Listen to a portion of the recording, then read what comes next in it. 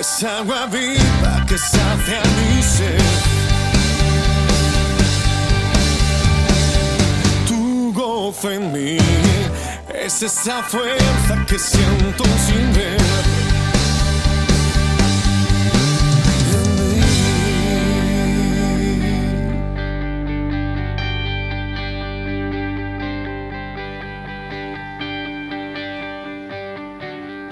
Vamos al Salmo 103, versículo 10 al 12. Después vamos a explicar por qué pongo este título.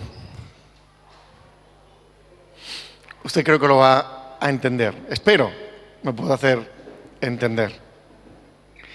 Dice, no nos trata según nuestros pecados, no nos paga según nuestras culpas. Yo estoy usando una versión que se llama La Palabra. Dice, pues como el cielo dista de la tierra, abunda su amor para con sus fieles. Como está lejos el oeste del oeste, Él aleja nuestras faltas de nosotros.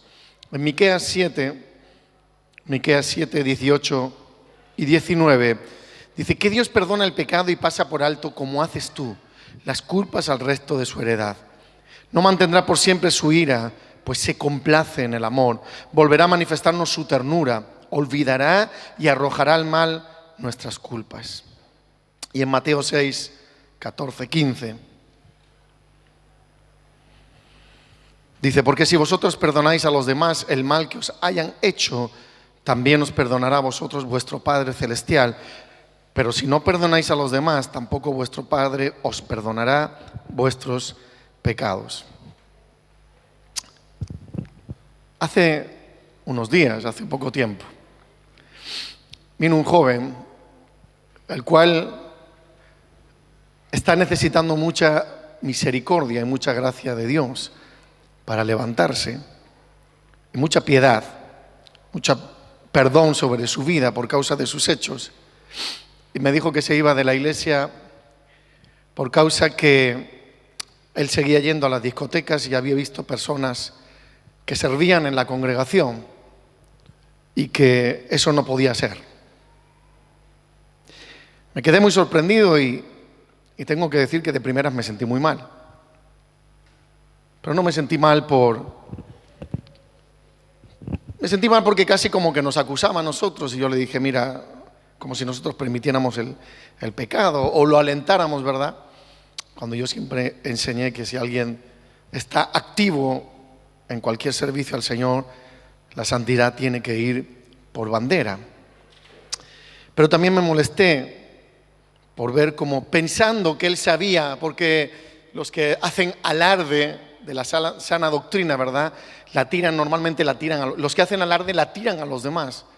Muchas veces hay gente que te tira la palabra como tratando de latigarte y de golpearte. Y pensando que sabía algo de la palabra, me di cuenta que no se había enterado del evangelio real. Me di cuenta que no se había enterado. Le dije, nunca hemos hecho tal cosa, nunca lo hemos permitido. Si nos enteramos, obviamente bajamos a la gente. Digo, pero no la voy a golpear o latigar como a ti te gusta, sino que para mí la disciplina trata de restauración. Si hay alguien que disciplinamos, tenemos que conseguir restaurarlo a la posición inicial, a donde estaba, si no, nuestra disciplina no ha servido para nada. Yo no creo en la disciplina que golpea. ¿Amén? No creo en la disciplina que golpea, creo en la disciplina que restaura. Creo que en la disciplina que nos vuelve a poner en nuestro estado inicial, donde Dios nos puso para volver a crecer. Con esto no significa que el Señor al que ama disciplina. Por supuesto que no, pero ¿cuántas veces nos disciplinó? ¿Y cuántas veces necesitábamos un azote y en lugar nos amó? Amén. En ese momento de disciplina, en vez de un azote nos dio un abrazo. Y dándoselas de teólogo, dijo algo que muchas veces nosotros hemos dicho, y me dijo que es que la gente, pastor, la iglesia es un hospital, y si la gente viene a recuperarse, los que están tratando con los enfermos, los enfermeros y los médicos, no va por ti Jesús, los enfermeros y los médicos, ¿cómo van a tratar a la gente si ellos mismos están mal?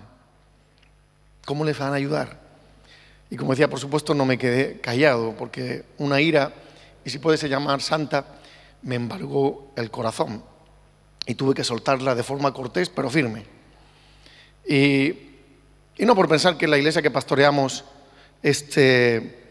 piense o pudiera haber personas que quizás no está todo lo bien que se esperara. Por supuesto que sí.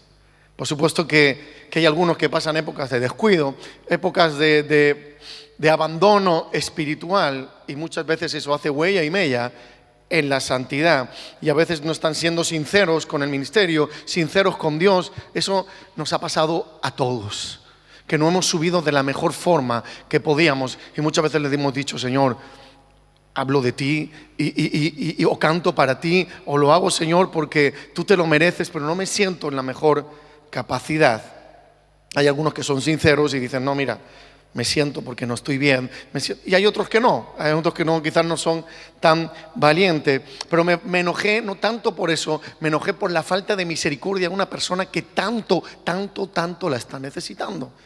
Es una persona que está haciendo barbaridades en el mundo, barbaridades. Tremendo su testimonio hasta ahora, tremendo, en un testimonio de victoria, no al revés, y yo me dije: qué sorprendido me quedo cuando tú, que has necesitado tanta misericordia, tanto perdón, hables así de los demás. Ahora te pongas en la posición de juez justiciero y te sientes en la justicia propia y empieces a acusar a los demás. Y ¿sabes qué? Le dije: ¿sabes qué? Es verdad que los que a veces somos médicos o enfermeros y tratamos a los demás, también algunas veces nos contagiamos y nos enfermamos, y también necesitamos otra mano que nos vuelva a levantar. Pero si te sientas en esa posición, ¿saben qué le dije? Si te sientas en esa posición de justicia y ese es tu evangelio, gracias a Dios que Dios te saca de la iglesia. Yo no quiero gente así en la iglesia, justiciera, no la quiero. Dije: si no has aprendido en todos estos años, en todo lo que te hemos tratado, en todo lo que la iglesia te ha perdonado, la iglesia en general, en la congregación, y tú sabes: yo lo sé que estoy fatal, ¿sabes qué? Gente como tú, ese evangelio no lo quiero cerca de mí, no lo quiero. Así que te bendigo y puedes ir donde te dé la gana, pero esta no es tu iglesia. Porque esta es una iglesia donde necesitamos al médico divino. Es una iglesia donde nos enfermamos. Es una iglesia donde necesitamos y dependemos de Dios continuamente. Tú estás tan sano, estás tan bien, que como Jesús le dijo: a ustedes no he venido. Y alguien puede decir: ¿qué pastor que le dice que esta no es tu congregación? Por supuesto, Jesús le dijo a los fariseos, a los religiosos del lugar: a ustedes yo no he venido a los que están enfermos. Ustedes están sanos o se creen sanos. Entonces no me tembló la lengua para decirle: si es así como piensas y como sientes, gracias a Dios que este no es tu lugar.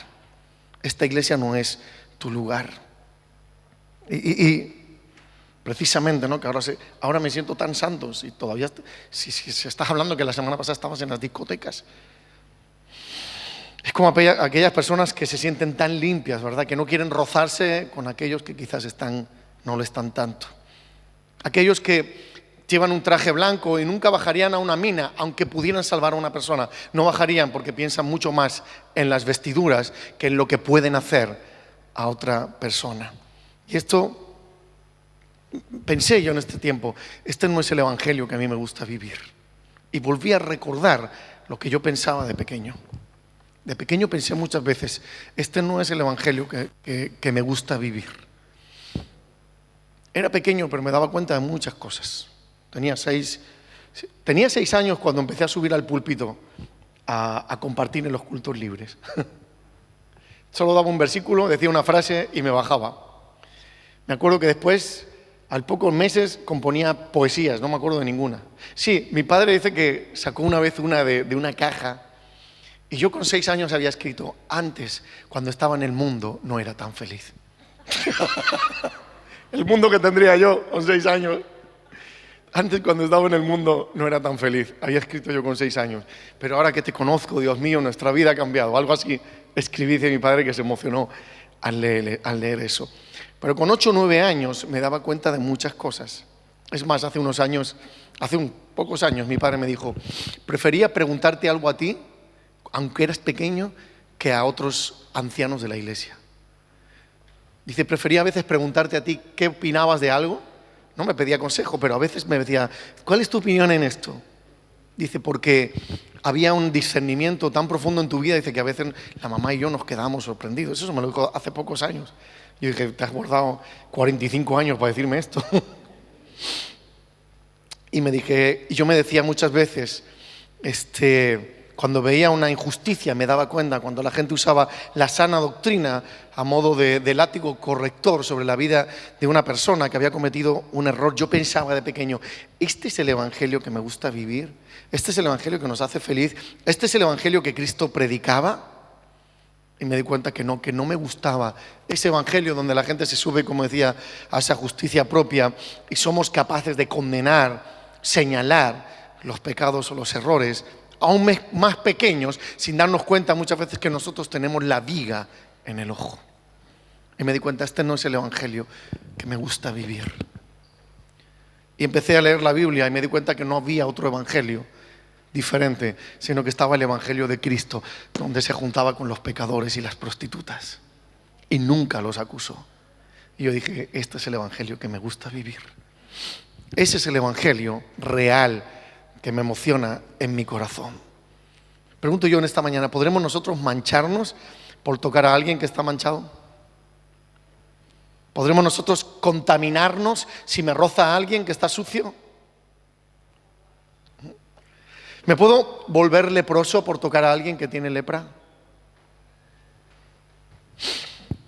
¿O puedo bajar mi santidad si estoy con alguien que no es santo? Y creo que firmemente que lo único que va a producir un cambio en el mundo es la luz del evangelio. Lo único que puede producir un cambio real y profundo en el mundo. Y es ese amor de Dios produciendo luz a los que no la tienen. Y no para señalar sus defectos ni mostrar sus carencias o su pecado a modo de tratar de avergonzarlos, sino es cuando alumbran diciéndole, tienes una nueva oportunidad, porque te estoy alumbrando un nuevo camino, llamado el camino de la salvación. Posiblemente es angosto, posiblemente es estrecho, posiblemente no es lo que esperabas, pero es el camino de vida, es el camino de salvación. Así es la luz del Señor. Cuando la luz del Señor alumbra a otra persona, le estás diciendo, ¿sabes qué? No vengo a avergonzarte, no vengo a decirte que eres un pecador, vengo a decirte que por el camino que estás equivocado, pero te alumbro con la luz de Cristo, te alumbro un camino nuevo para que entres y conozcas al Rey de los cielos. Y para eso tenemos la luz en nuestras vidas.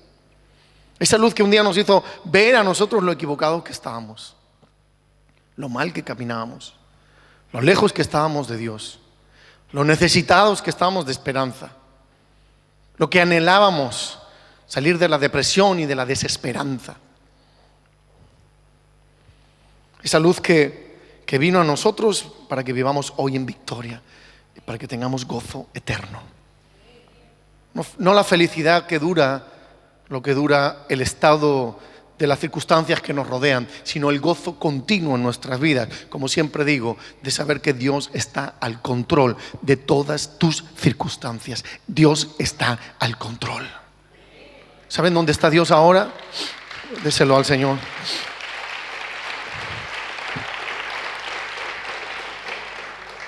¿Saben dónde está Dios en este momento?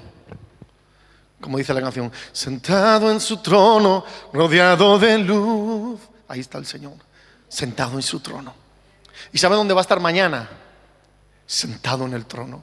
Y dentro de 1.000 millones de años, sentado en el trono. Nadie se sienta cuando tiene muchas cosas que hacer. Pero ¿saben por qué Dios está sentado en el trono? Porque Dios está al control de todas las circunstancias. Por eso está tranquilo, sentado en el trono. Y aunque usted y yo a veces nos pongamos nerviosos y nos pongamos en ayuno y nos flagelemos pensando que Dios se va a bajar del trono para ayudarnos, Dios va a seguir sentado en el trono. Porque en el ayuno no cambia Él, en el ayuno cambio yo. Amén. A veces pensamos que Dios cambia más.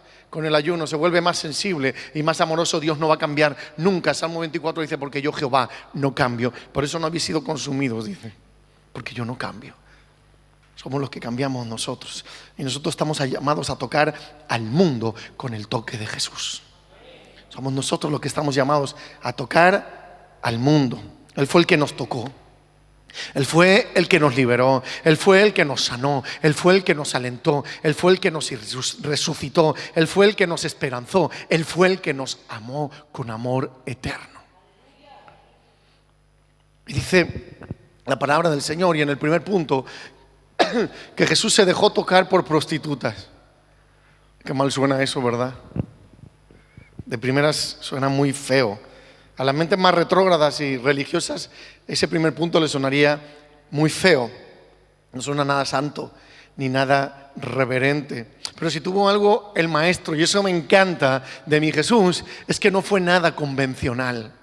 Él se salió de todo el convencionalismo, de todo lo normal de la religión. Él no hizo las cosas esperadas por todos. No las hizo.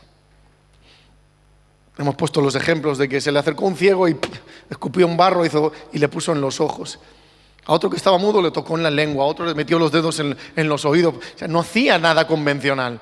Los religiosos se volvían locos porque no hacían nada convencional. Se puso a hablar con una samaritana, lo cual las mujeres no podían hablar en aquel tiempo con los hombres, menos a solas, y menos esa mujer que tenía una dudosa reputación. Pero Jesús se acercó a la necesidad, sin importarle los convencionalismos. Y esas actuaciones molestaron profundamente a los religiosos, que dicen que buscaban aún oportunidad de apedrearlo o de matarlo. Pero a veces dice, tuvieron temor del pueblo, si no lo hubieran hecho en ese momento. Vamos a la lectura en Lucas 7, del 36 al 50.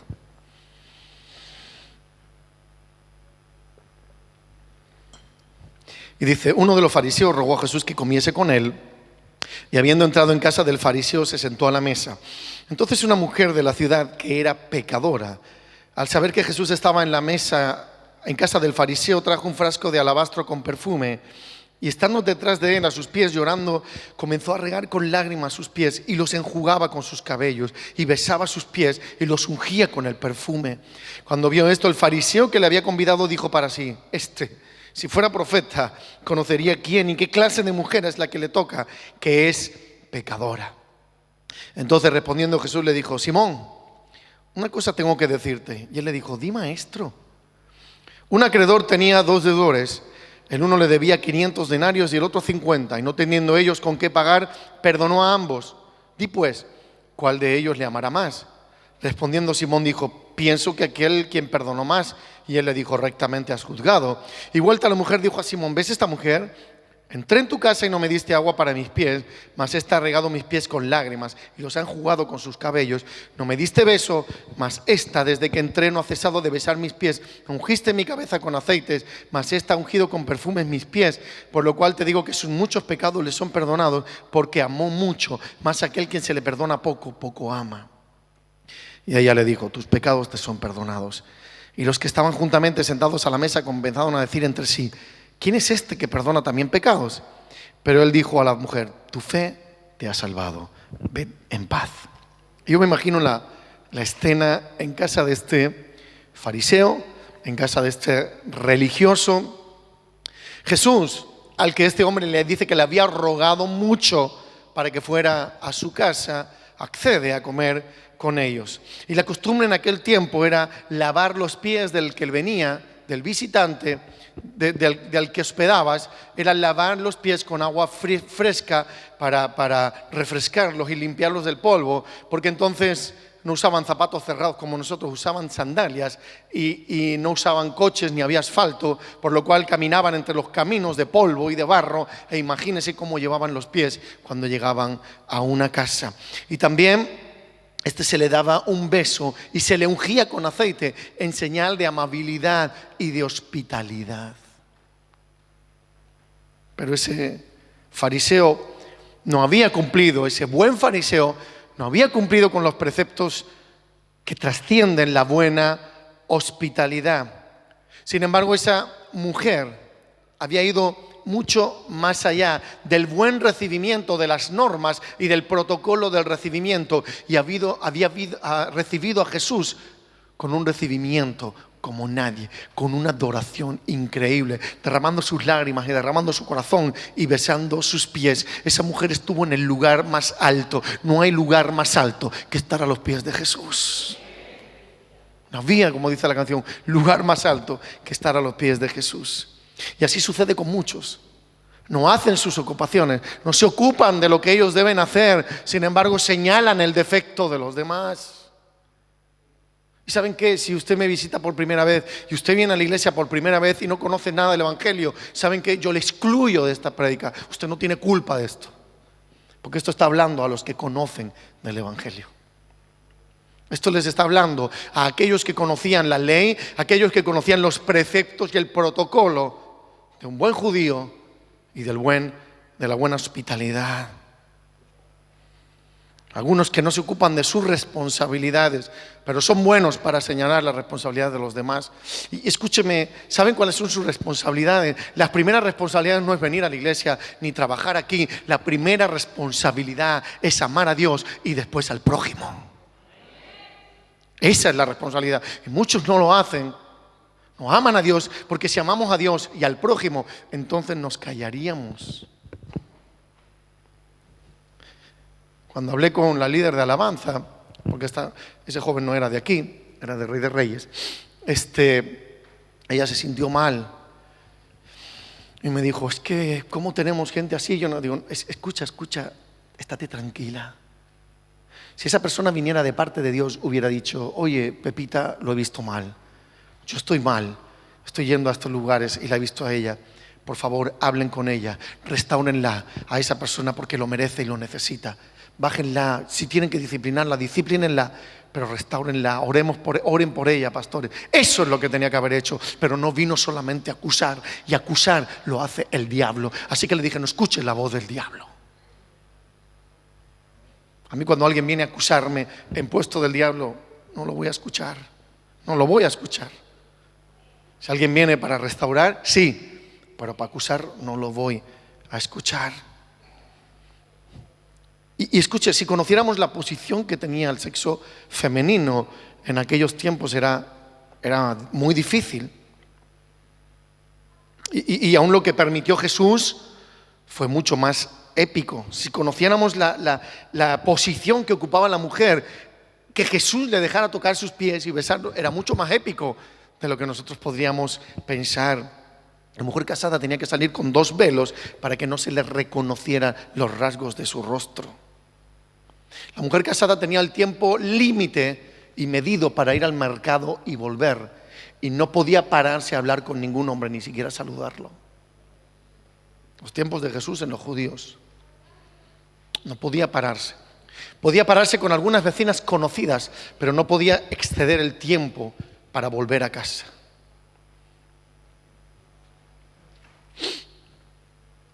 Tenía prohibido totalmente hablar con hombres. Y si eran solteras, todavía el marcaje era mucho más férreo,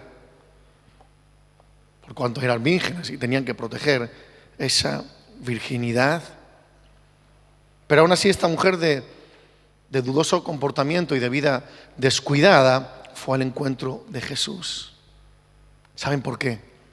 Porque ella sabía que había algo diferente en ese hombre. Y qué hermoso que la gente que está más hastiada, que la gente que está más amargada y más avergonzada en el mundo quiera venir a nosotros para que nosotros toquemos sus vidas. Sería maravilloso que la gente más avergonzada, que la gente más pecadora, como la acusaron a esta mujer, viniera a este lugar y en este lugar se sintiera que hay un pueblo que lo ama, que hay una iglesia que besa sus pies, que hay una iglesia que le abraza y le dice, ¿saben qué? Estamos contigo. Es una familia. Eso es maravilloso. ¿Y saben por qué se dejó Jesús tocar por esa mujer? Por lo mismo que la mujer del flujo de sangre, porque que sabía que cuando alguien tocaba a Jesús con fe, poder salía de él. Así que él se dejaba tocar, porque sabía que cuando alguien venía a tocarlo a él, a adorarlo, con esa humildad, sabiendo que en Jesús había algo diferente, poder salía de Jesús. Cuando nosotros venimos a este lugar y venimos a tocar el manto de Jesús y venimos con humildad a adorarle, poder desciende sobre nuestras vidas de parte de Dios. Amén.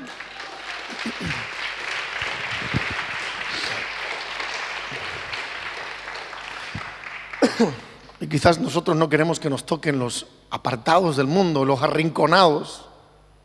Quizás no queremos que nos toquen los pecadores, porque no queremos que manchen nuestra santidad. Hay gente que me ha llegado a decir: prefiero callarme, pastor, porque estoy viendo tantas cosas en la iglesia que prefiero callarme. Y yo dije: sí, mejor que te calles. Mejor que te calles. Porque lo que tú ves, yo también lo veo. No de los demás, lo veo de ti. Así que mejor que te calles. Dándosela como de espiritual. Uy, qué espiritual. Porque digo, muchas veces algunos se creen que tienen tanto discernimiento, pero solo es para ver lo malo. Y se ponen cerca del pastor: pastor, quiero decirle algo, no sé si usted se ha dado cuenta. O sea, me está diciendo: tú eres tonto y yo aquí soy el ungido, y yo veo más que tú, pero pastor, mira, y todo es malo. Y encima se creen que tienen un discernimiento increíble. Y algunos, con toda la confianza del mundo, digo: ¿sabes qué? ¿Sabes lo que estás haciendo ahora? ¿Qué, pastor? Te estás poniendo en el lugar del diablo. ¿Te gusta estar ahí? No, pastor, yo. Solo estás acusando. Solo estás acusando. Y hay algunos que tenemos uno por internet, que tiene nombre medio bíblico, y ese nos pone todo el rato insultos públicos a mi padre y a mí. Todo el rato. Se sube a su justicia propia y nos insulta todo el rato. Ni pierdo medio segundo. No le voy a contestar nunca. Nunca. No me merece la pena. Pero ahí nos insulta. El otro día insultó a mi madre y así un escrito le dijo de todo. Así la gente denuncia. No me merece la pena. Déjalo a ver si alguna vez se convierte. O se muerde la lengua y se envenena solo. Si un día tiene una llaga, se va a envenenar solo por todo el veneno que saca por esa lengua. Pero no me merece la pena. No va a ninguna iglesia, porque se cree tan santo que ninguna iglesia puede esperar que un cuerpo tan santo pueda sentarse entre ellos. Y no va a ninguna iglesia, no se somete a nadie, no está sometido a ningún pastor. Dice que los diezmos son robar, que no hace falta dar los diezmos, y vive como un desgraciado, no tiene ni trabajo. ¿Cómo quieren que viva? Ellos mismos cavan su propia tumba. Ellos mismos cavan su propia tumba, pero se sientan en el aposento, en el sillón de la justicia propia. Y así les va. Y así les va. No le puede ir bien a alguien que maldice, jamás. No le puede ir bien, y menos a los siervos del Señor. No le puede ir bien. Pero ¿saben qué? Nuestra santidad va mucho más allá de lo externo. Escuche bien, nadie puede condicionar mi estado espiritual, porque no tiene nada que ver con lo externo. Amén. Ni con los que nos rodean. Ni siquiera tiene que ver con lo que vemos mal en aquellos que nos preceden en la fe. Eso significa que aunque yo vea que el pastor está mal, aunque yo vea que el pastor comete un pecado, eso no va a condicionar mi vida espiritual, porque mi vida espiritual es de Dios y de mí, y nadie se puede meter entre eso. Nadie puede condicionar. Cuando yo estoy lleno del Espíritu Santo, lo dije hace unos meses, cuando estoy lleno del fuego del Espíritu Santo, cuando viene la hojarasca, cuando viene el chusmerío, cuando viene la crítica y la murmuración, como estoy lleno del fuego del poder de Dios, antes de que pose en mi vida, se quema. Se quema. Si estoy lleno del fuego del Señor, antes que venga a mi vida, se llena. Eso significa que podemos abrazar. ¿Saben por qué? Porque la sangre de Jesús en mi vida me hace impermeable que el pecado pueda habitar en mi vida. Si yo tengo la sangre de Cristo en mi vida, limpiando mi corazón, nada ni nadie me puede manchar. Nosotros somos los que tenemos que afectar al mundo. Dice la palabra del Señor que somos luz y somos sal. ¿Es así? Nosotros hemos sido puestos. El Señor le dijo, yo le dije a este joven, ¿sabes lo que dijo Jesús a los discípulos? No te pido que los saques del mundo, déjalos ahí. Ahí es donde tienen que crecer. Ahí es donde tienen que madurar, sino que los guardes del mal. No los saques del mundo, Dios. Déjalos ahí. Déjalos en medio del mundo, como Isaías 6. Vivo en medio de pueblo que tiene labios inmundos. Déjalos ahí, en medio de pueblo labios inmundos, en medio de pueblo que anda en perdición, porque ellos son luz y tienen que afectar a este mundo.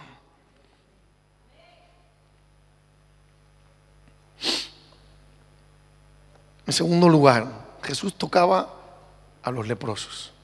No oraba por ellos, ni los bendecía solamente. Dice que los tocaba. Lucas 5, del 12 y 13. Dice, sucedió que estando él en una de las ciudades, se presentó un hombre lleno de lepra, el cual viendo a Jesús se postró con el rostro en tierra y le rogó diciendo, Señor, si quieres, puedes limpiarme.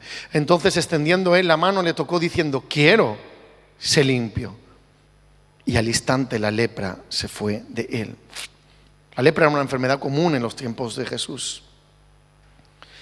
Y cuando eras declarado leproso, al mismo tiempo te daban un paquete promocional que también decía que eras inmundo.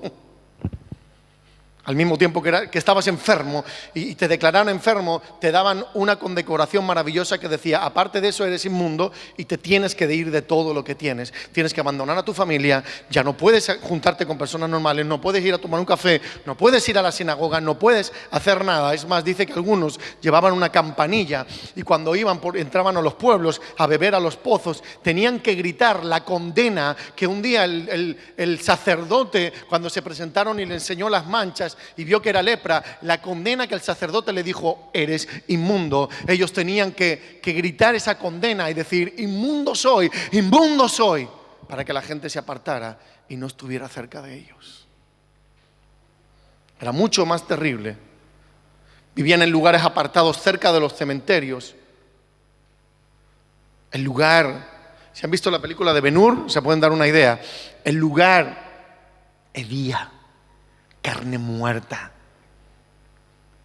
La gente ni se miraba unos a otros. Estaban cerca y ni se conocían, porque cada uno tenía una historia tan trágica que ninguno se la quería contar a otro. Ni se conocían.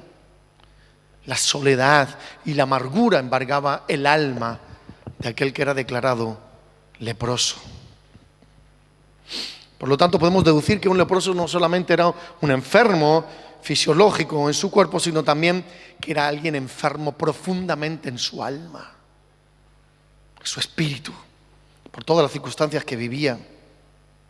Y en aquellos tiempos se asociaba el pecado a la enfermedad, pero a la lepra mucho más. Se pensaba que alguien que leproso es que era muy, muy pecador. Quizás era de los pecados más graves, por eso no tenía cura. El Señor te ha castigado de una forma tan cruel porque tú has sido demasiado malo. ¿Y saben qué? Hay muchos leprosos que caminan por el mundo sin aspecto aparente. Tú no te puedes dar cuenta que son leprosos porque tienen la lepra en su alma. Porque quizás no tienen falanges o la nariz que se le cae a trozos, como les pasaba a los leprosos. Se pudre la carne y se va cayendo, pierden las falanges, pierden la nariz, pierden las orejas y ni siquiera se enteran del dolor. Ni siquiera saben que le faltan partes de su cuerpo. Y hay gente que anda con lepra en su corazón y con su corazón hecho jirones y rompiéndose su alma. Y nadie de aquí nos podemos enterar porque aparentemente, valga la redundancia, aparentan que están bien. Quizás muchos dan un aspecto de caballeros, honorables, de respetables, distinguidos, y tú no te das cuenta. Quizás copan los mejores lugares en el mundo, o los lugares como el mundo juzga, los lugares más prominentes. Pero ellos están desgarrados y saben que muchos están hechos guiñapos en su vida y en su corazón. Están enfermos de pecado, pero por su aspecto nadie lo puede decir. Nadie lo puede adivinar. Y los leprosos cargaban una enfermedad que encima era un estigma que les condenaba delante de todos. Todo el mundo lo podía ver.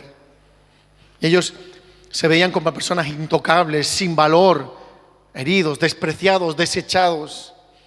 La Madre Teresa, hace tiempo encontré este escrito, me encantó. La Madre Teresa de Calcuta y el doctor Brand trabajaban con los leprosos de la calle, en Calcuta, en India. Y una vez ella dijo, tenemos medicinas para personas con enfermedades como la lepra, pero las medicinas no tratan el principal mal, el mal de ser indeseado y el dolor de su alma. Los tratamos de curarlos, pero sabemos que hay una enfermedad mayor y peor, que es la lepra de su corazón.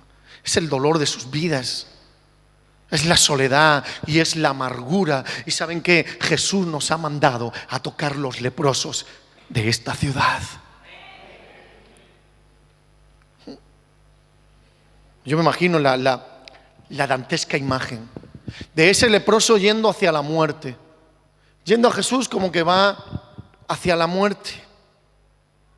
Quizás como aquellos 10 leprosos, Jesús, hijo de David, ten misericordia de mí. Y quizás entre ellos algunos no tenían ni falanges de los pies, no tenían dedos y se tenían que sostener unos a otros, levantaban sus manos escondidas entre trapos que dejaban que no se vieran las falanges comidas por la enfermedad. Quizás me imagino cuando se acercó a Jesús este leproso. ¿Por qué digo que iba hacia la muerte? Porque algunos de los pueblos dice que los echaban a pedradas para que no se acercaran al pueblo. Ellos tocaban la campanita porque decían, tengo sed, quiero beber agua en el pozo. Pero hay gente que los desechaba y los echaba del pueblo a pedradas, sin considerar que ellos no habían pedido estar enfermos, que quizás habían perdido. ¿Te imaginas el dolor de tu corazón de cuando el sacerdote te dijera, te tienes que ir, eres inmundo y tienes que dejar a tus hijos, a tu esposa y no verlos nunca más porque estás enfermo, porque tú no has pedido estar enfermo, porque de pronto llegó la enfermedad así sin más, porque de pronto tu esposo te abandonó y te hizo una herida terrible en tu corazón, o alguien abusó de ti y te dejó el corazón hecho guiñapos. Y tú no lo pediste. Y encima la gente te apedrea porque está viendo tu sufrimiento y lo asocia con el pecado. Yo me imagino cuando se acercó a Jesús, yo me imagino a Jesús impasible, mirando con la sonrisa que muchas veces miraba a los niños, y el leproso viniendo, y me imagino los pensamientos de Jesús diciendo, a ver cuál va a ser la reacción de la gente. Y mucha gente tapaba los ojos a sus hijos, y mucha gente asqueaba, ponía cara de asco en su cara, ponía muecas y facies de asco. Es más, cuando se acercó, tanto que quizás algunos discípulos estarían cerca, algunos discípulos a modo de disimulo taparon su nariz por el olor hediondo de la carne podrida. Pero Jesús no. Jesús lo esperó con una sonrisa. Me maravilla mi maestro. Me sigue maravillando increíblemente Jesús todos los días. No se movió.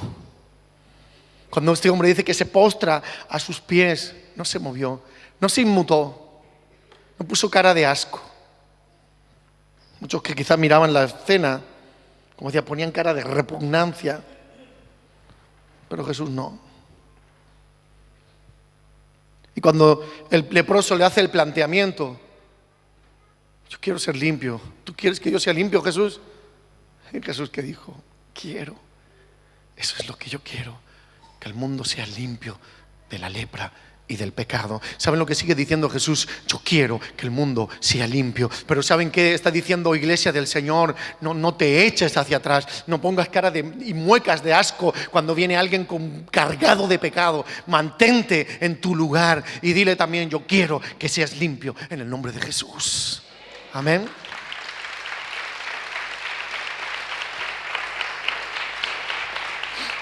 Y dice algo maravilloso, porque dice, y extendiendo Jesús su mano. O sea, Jesús hizo un esfuerzo como diciendo, no eres tú el que me va a tocar, soy yo también el que me va a tocar. Dice que extendiendo su mano, le tocó al leproso.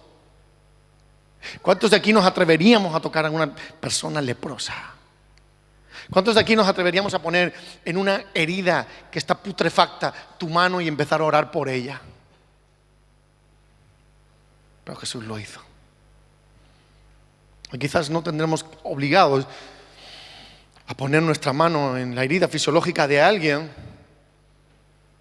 pero sí estamos llamados a poner nuestra mano en su corazón y en su alma hecha jirones y decir: en el nombre de Jesús quiero, se limpió.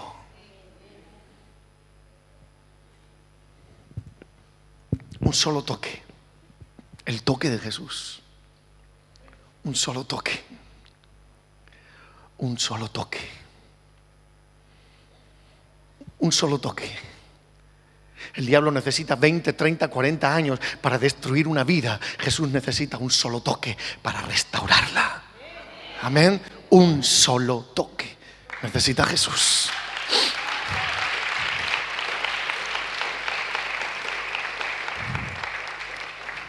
Y no se le pegó nada. Siguió estando sano. Siguió estando pletórico de salud Jesús. Cuando se levantó y siguió sanando a los enfermos. No se contagió. Ni siquiera fue declarado inmundo. Ni siquiera fue al sacerdote, porque es el sacerdote de sacerdotes. Y ni siquiera tuvo la necesidad de decir al sacerdote: estoy limpio, he tocado un leproso, tengo que pasar por purificación. No, porque sabía que su sangre, que sabía que su presencia bastaba para poder limpiar el pecado del mundo. Sabía quién era. Y nosotros sabemos quiénes somos y en nombre de quién vamos. Amén. No nos podemos contagiar. No se preocupe por tocar lo inmundo. No nos vamos a contagiar.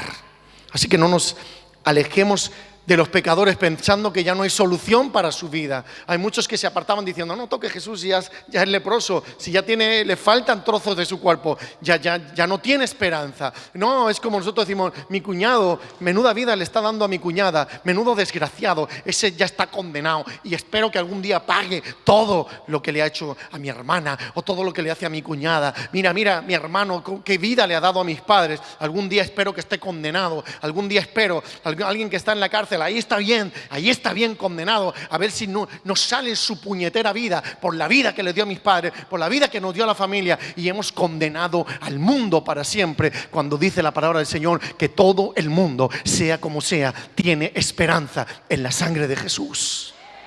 Amén. Y los hemos condenado. Hemos condenado a muchos de nuestra familia por pensar que ya no tienen solución, por pensar que mira cómo se comportó conmigo, pero cómo me hace esto diciéndome que me amaba, si ha pasado 15, 20 años conmigo y ahora mira cómo se comporta y cómo me dejó y cómo me abandonó y mira lo que me está haciendo. No importa, hay esperanza en Cristo Jesús. Y de eso es lo que debemos llenar nuestro corazón, de esperanza. Hay esperanza, siempre la hay.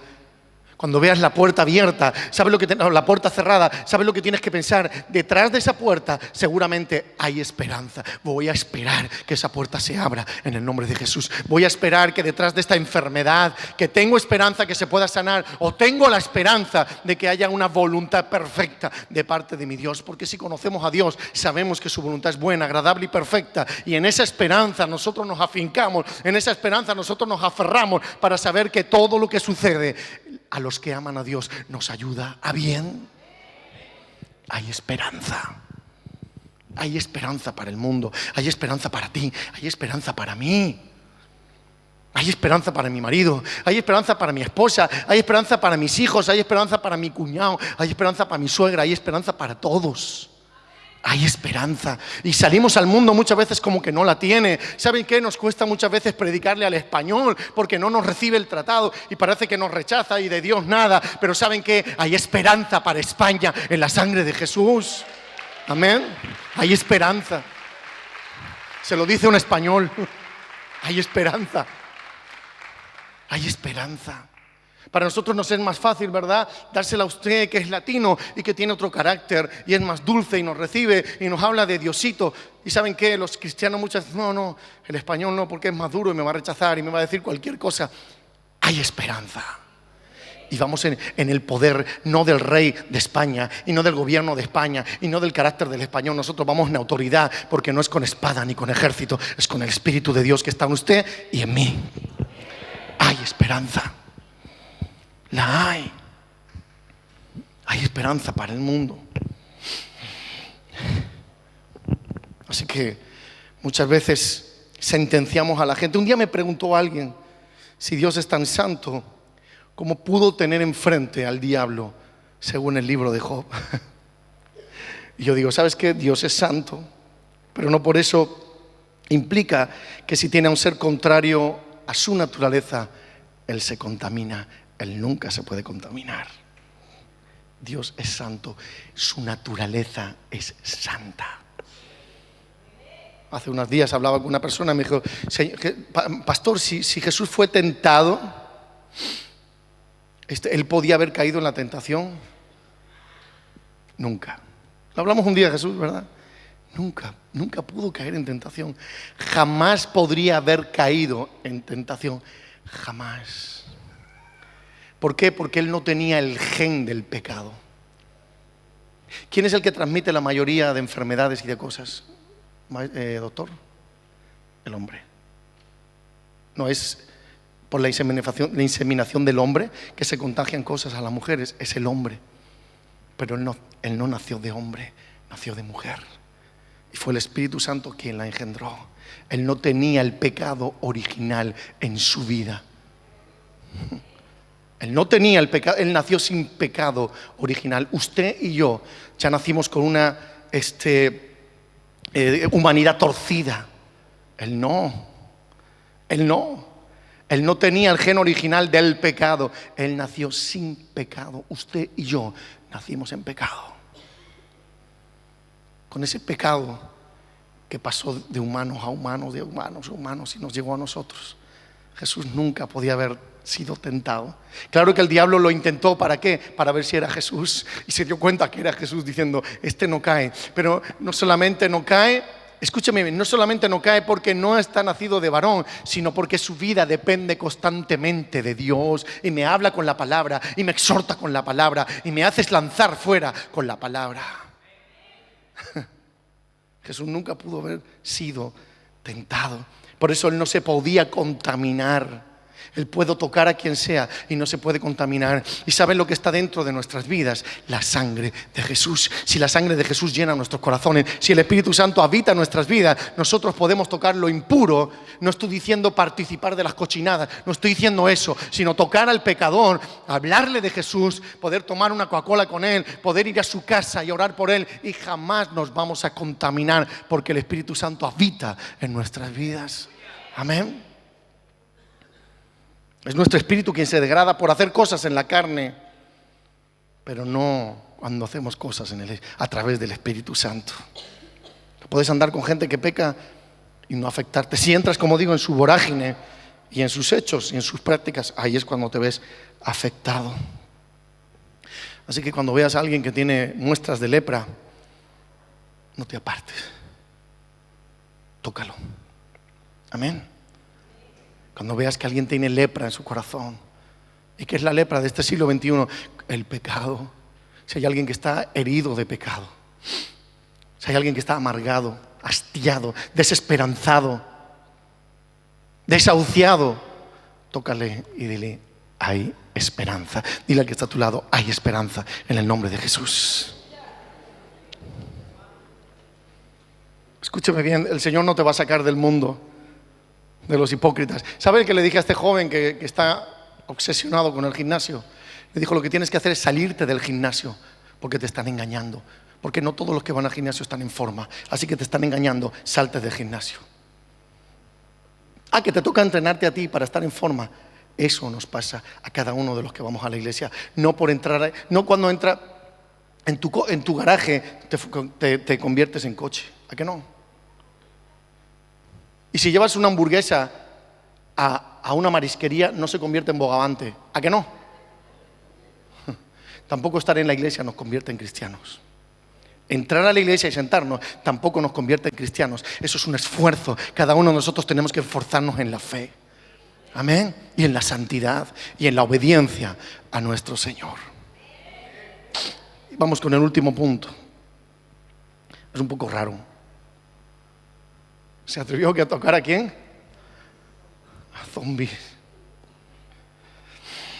El Números 19:11 dice: el que tocare cadáver de cualquier persona será inmundo 7 días. Cuando tocabas un muerto en los tiempos de Jesús tenías que pasar por un proceso de purificación. Ser ceremonialmente inmundo no significaba necesariamente ser pecador.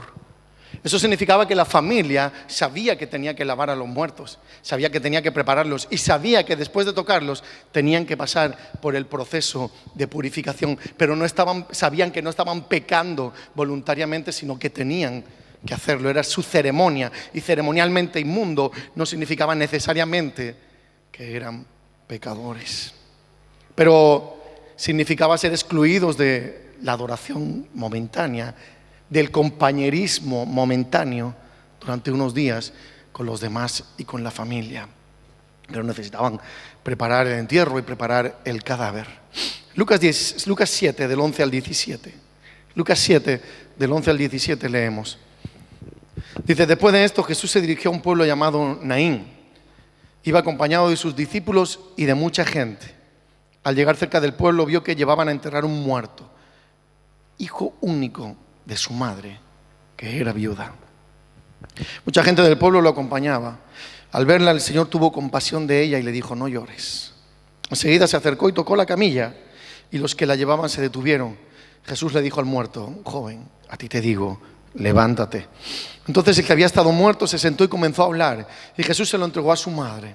Al ver esto, todos tuvieron miedo y comenzaron a alabar a Dios. Qué bueno es que a veces tengamos miedo. Cuando la gente tiene miedo, cuando la gente tiene temor, dice: comienzan a alabar a Dios. Amén.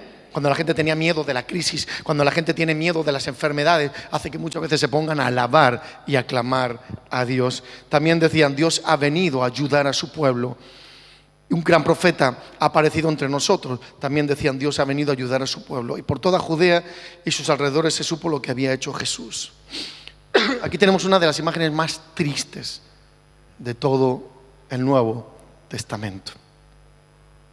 Una viuda que iba a enterrar a su único hijo. ¿Se puede poner en la situación? Hay gente que aquí ha vivido estas cosas. Viuda que por lo tanto ya había sufrido la muerte del ser que amaba, del ser querido, su marido. Pero ahora un hijo, ir a enterrar un hijo, eso es casi insoportable para el corazón. Se te muere tu marido y te dicen viuda. Se mueren tus padres y te dicen huérfano. Se muere un hijo y no hay nombre. No es normal que tú vayas a enterrar un hijo. Es lo más terrible del corazón. Así estaba la situación de esta mujer. Y fíjese, no solamente en esa caja iba lo más querido, era lo único que tenía, sino también iba su futuro de una vida normal. Porque las viudas en aquel tiempo no tenían la pensión de viudedad. No estaba la asistenta social diciendo: no te preocupes, nos vamos a ocupar de ti. Eran los hijos que se ocupaban de las viudas. Era la descendencia la que se ocupaban de las viudas en aquel tiempo. A no ser como Dorcas, que cosía vestidos y así podía ayudar a su vecindario, y el vecindario le ayudaba a ella. O sea, esa mujer se estaba muriendo en vida. Esa mujer estaba diciendo: pierdo todo lo que tengo, lo más hermoso y valioso que tengo cuando pierdo a mi hijo, pero estoy perdiendo el futuro de mi vida. No sé qué va a ser de mí. No le iban a dar ninguna indemnización. La vida era muy difícil. Por eso Jesús se cuidaba tanto de las viudas. Por eso Jesús tiene especial cuidado de las viudas. ¿Cuántas diaconisas hay aquí? Levanten la mano las diaconisas. ¿Saben? Las diaconisas, uno de los trabajos más especiales que hacían es que se cuidaban de las viudas y de los pobres que había entre la congregación. Ellas cuidaban de las viudas. La diaconisa no solamente sirve para pasar la ofrenda y el pan y la Santa Cena, ¿verdad? El pan y el vino.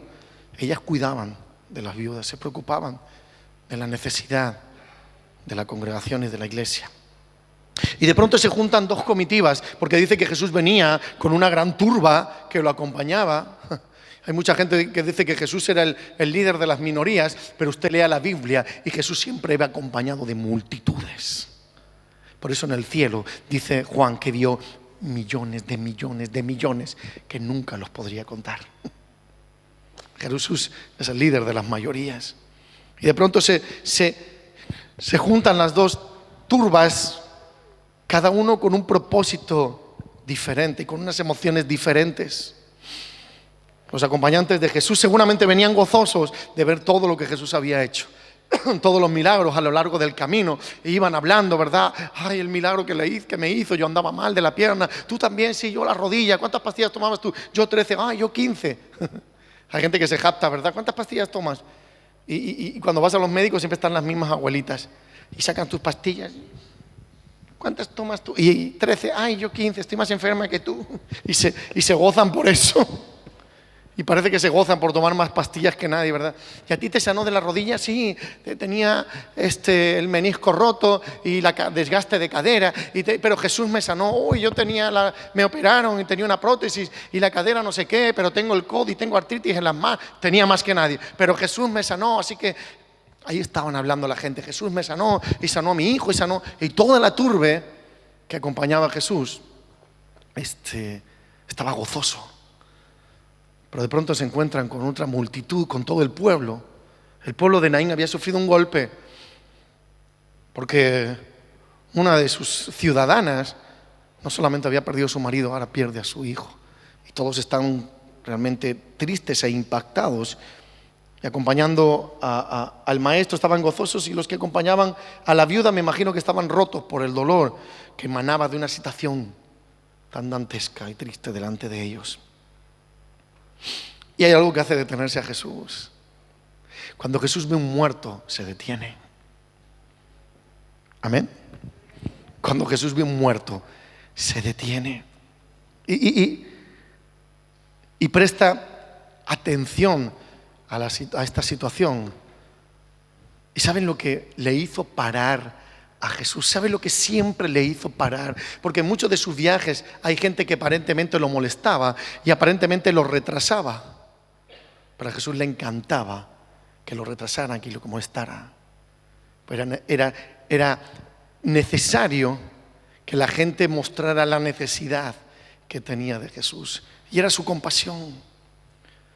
Mucha gente tiene la palabra compasión. Oye, no tengas compasión de mí, como si fuera un adjetivo peyorativo, pero no lo es, porque la compasión es una pasión compartida.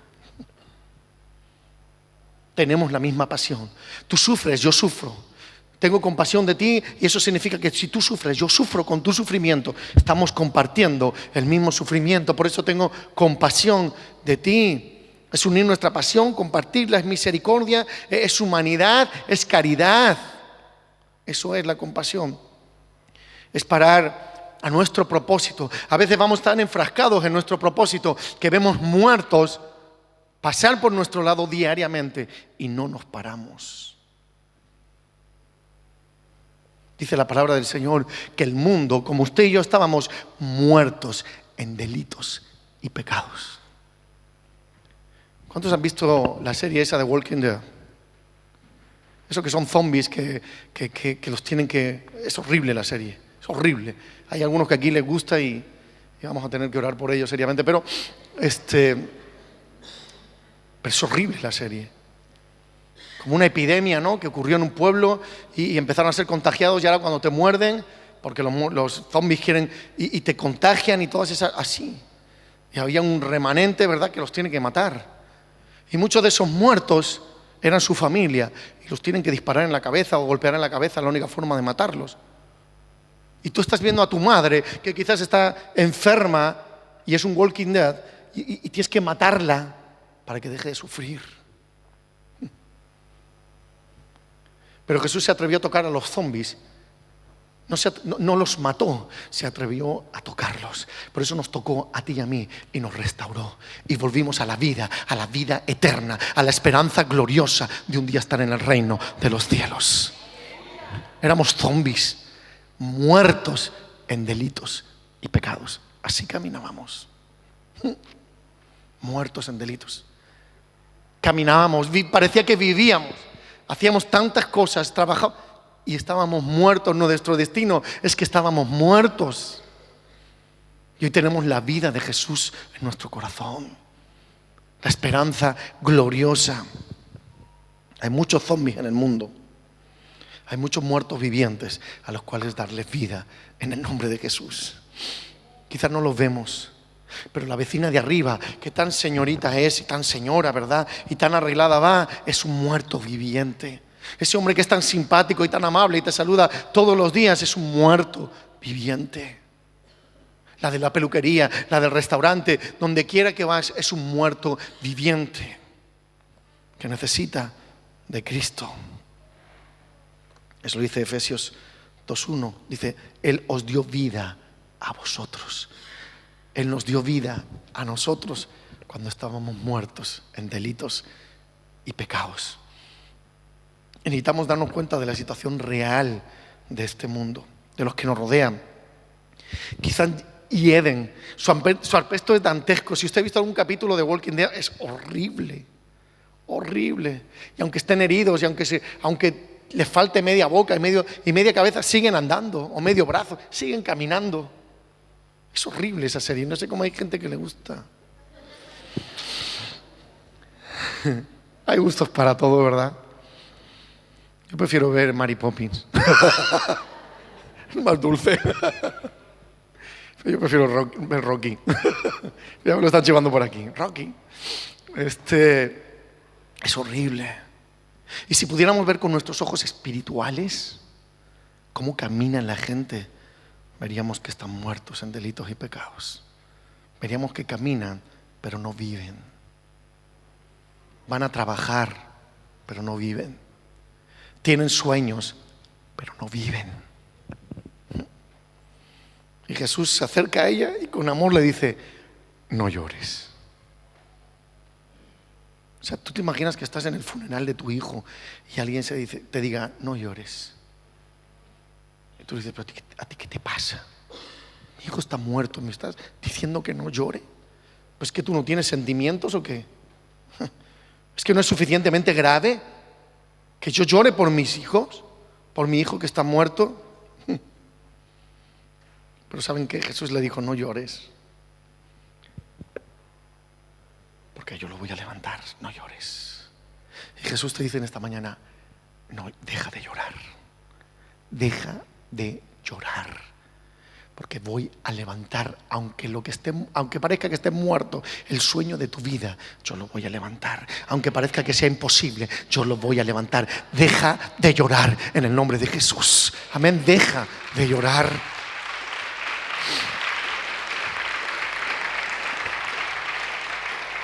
Y no lo está diciendo porque no le gustan los sentimentales. Sí, Jesús lloró, Juan 11:35, cuando vio a Lázaro muerto. No, cuando vio que todos lloraban y estaban como ovejas sin pastor. Ese fue el motivo porque Jesús lloró. No porque Lázaro estaba. Muchos dicen, ¿cómo Jesús lloró? Lo amaba tanto. Pero si lo iba a levantar 3 minutos después, ¿para qué llora Jesús? Porque Él estaba viendo a todos los demás que no tenían esperanza. Siquiera le preguntó a Marta, bueno, sí, cuando vengas, oh María, cuando vengas en tu reino, bueno, cuando en el día de la resurrección de los muertos, no tenía la esperanza, no sabía quién era Jesús. Donde está Jesús hay resucitación, donde está Jesús hay vida, donde está Jesús hay poder, donde está Jesús hay libertad. En ese momento, no hay que esperar al día de la resurrección. En ese momento donde está Jesús hay vida y hay libertad. En Jesús hay consuelo. Y si Jesús está en nuestra vida, nosotros tenemos que ofrecer consuelo a los demás y decirle a los que nos rodean, no llores, deja de llorar, Jesús te va a consolar. Esas lágrimas se van a convertir en gozo. ¿Y saben qué? Creo que lo único que puede dar vida a un mundo muerto es la iglesia de Jesús. Nadie me escuchó. Lo único que puede dar vida a un mundo muerto se llama la iglesia de Jesús. Usted y yo. No porque seamos los mejores, no tiene nada que ver con eso. No porque seamos superhombres, No sé, que alguien me regaló una taza en mi despacho y pone Capitán Pastor. No sé quién ha sido todavía, tengo que adivinarlo. Pero alguien en mi mesa estaba una taza que pone Capitán Pastor. Pero no soy un superhombre. Pero Cristo que habita en nosotros sí. Nos hace ser superhombres y supermujeres. Porque yo y usted todo lo podemos en Cristo que nos fortalece. Spiderman y Superman no. Usted y yo sí, todo lo podemos en Cristo que nos fortalece. Amén.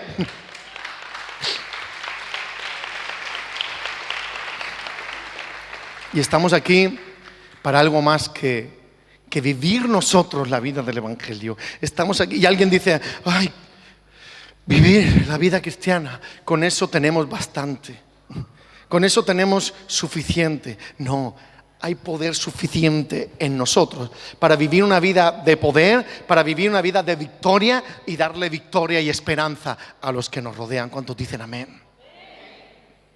Y esa es la orden que debemos darle a los muertos, a los zombies que nos rodean. Levántate, porque dice que Jesús tocó el féretro. Otra cosa que los judíos no podían tocar, como he dicho, los muertos, ellos no lo podían tocar, ni los leprosos, ni nada inmundo. Pero Jesús toca al muerto. Así que cuando salgas de aquí, toca a esos muertos que te rodean y dile, levántate de la depresión, levántate de la enfermedad, levántate de la apatía, levántate de la desesperanza, levántate del desamor, levántate de la soledad, levántate de la muerte, porque Jesús quiere darte vida en este momento. Y no vamos en nuestro nombre. Si nosotros tuviéramos que decirlo en nuestro nombre, no vamos a hacer nada, pero vamos en aquel que todo lo puede, en aquel que venció a la muerte. No nos vamos a manchar las manos, se lo aseguro. Si tocamos lo muerto, no nos vamos a manchar. Si tocamos lo impuro en la vida de los demás, con eso no estoy diciendo que ahora vamos a tocar el cigarro y vamos a tocar el alcohol y yo no estoy diciendo eso. Estoy hablando de tocar a las personas que están impuras. No digo que nos mezclemos con ellos. No. ¿Sabe lo que significa adulterar? Mezclar. Y nosotros jamás vamos a adulterar con el pecado, pero sí vamos a confrontar al pecado y vamos a decirle al pecado que está en las vidas, por la sangre de Jesús te vas, y esa persona queda limpia. La sangre de Jesús limpia el pecado. ¿Saben? Últimamente escucho a muchos hablar de la sana doctrina y hacer alardear de que la hacen cumplir. La sana doctrina, de que la hacen prevalecer, y se jactan de los santos que son, como si fuera la sana doctrina imponerla a los demás. Y la sana doctrina no se toca, la sana doctrina no se puede adulterar, la sana doctrina no podemos cambiarla, porque la sana doctrina es las enseñanzas que Jesús nos dejó. El bautismo, la esperanza, la fe, la Trinidad, son las enseñanzas que Jesús dijo, así son y así se quedan. Esa es la sana doctrina, son sus enseñanzas. ¿Y saben qué? ¿Cómo las hacemos prevalecer a los demás? Con nuestro ejemplo. Así es como valen. El mensaje de salvación sin la gracia y la misericordia es solamente un cementerio de la muerte. Es un cementerio. Y fíjese, la sana doctrina es lo que creemos, pero se convierte en evangelio real cuando lo vivimos. Amén. Cuando vivimos esa sana doctrina. Y uno no alardea,